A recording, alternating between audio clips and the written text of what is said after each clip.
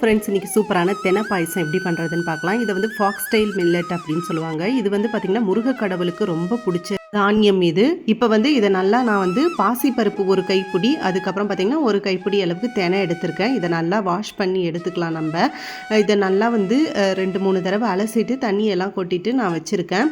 இப்போ இதில் வந்து நான் 1க்கு 2 அளவுக்கு தண்ணி சேர்த்துக்கிறேன். நல்லா வந்து இது வேகணும். இது வந்து ஒரு 3 விசில் விட்டு நான் வந்து எடுத்துக்கிறேன். இப்போ இந்த பாசிப்பயிரும் தெனையும் நல்லா வந்து வெந்துருது. இந்த ஸ்டேஜில் நம்ம வந்து நுணுக்கி வச்சுருக்க ஏலக்காயை வந்து சேர்த்துக்கலாம். சேர்த்துட்டு அதுக்கப்புறமா பார்த்திங்கன்னா இடித்து வச்சுருக்க வெல்லம், இதுக்குமே 1 கப்பு வெல்லம் சேர்த்துக்கலாம். நம்ம வந்து நீங்கள் 1 டம்ளர் அளவுக்கு ரெண்டுமே சேர்த்து எடுத்துட்டிங்கன்னா பாசிப்பருப்பும் தெனையும், அதுக்கு வந்து 1 டம்ளர் அளவுக்கு நான் வந்து வெல்லம் சேர்த்துக்கிறேன். இப்போ வந்து இது நல்லா வந்து பார்த்திங்கன்னா வெல்லம் உருகிடுது. இப்போ நம்ம இதுக்கு தேவையான அளவுக்கு பால் சேர்த்துக்கலாம். பால் சேர்த்து மிக்ஸ் பண்ணோம் அப்படின்னா அந்த கன்சிஸ்டன்சி கரெக்டாக வந்துடும். அடுத்ததாக நம்ம வந்து முந்திரி தாளித்து, முந்திரி திராட்சை இதெல்லாம் வந்து நீங்கள் நெய்யில் தாளித்து கொட்டுனீங்க அப்படின்னா சூப்பரான தினை பாயசம் வந்து ரெடி ஆகிடும். கண்டிப்பாக இதை ட்ரை பண்ணி பாருங்கள். உடம்புக்கு அவ்வளோ நல்லது தினையை நீங்கள் வந்து முருகனுக்கு, கிருத்திகைக்கு, அது மாதிரி சஷ்டிக்கு இதுக்கெலாம் கூட நீங்கள் வந்து நைவேத்தியத்துக்கு யூஸ் பண்ணலாம்.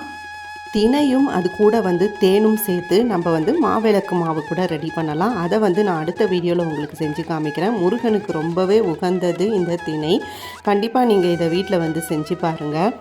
இப்போ நான் வந்து நெய்யில் முந்திரியை தாளிச்சிக்கிறேன். நீங்கள் முந்திரி கூட திராட்சை வேணும்னாலும் நீங்கள் வந்து சேர்த்துக்கலாம். இது நல்லா கலர் சேஞ்ச் ஆகி வறுபட்டதும் இதை வந்து நம்ம பாயசத்தில் சேர்த்துடலாம். இப்போ நம்ம மிக்ஸ் பண்ணி, உங்களுக்கு பால் வேணும்னா இன்னும் கொஞ்சம் கூட விட்டு சேர்த்து கன்சிஸ்டன்சி அட்ஜஸ்ட் பண்ணி நீங்கள் குடிக்கலாம். இந்த வீடியோ பிடிச்சிருந்தா மறக்காமல் சப்ஸ்கிரைப் பண்ணி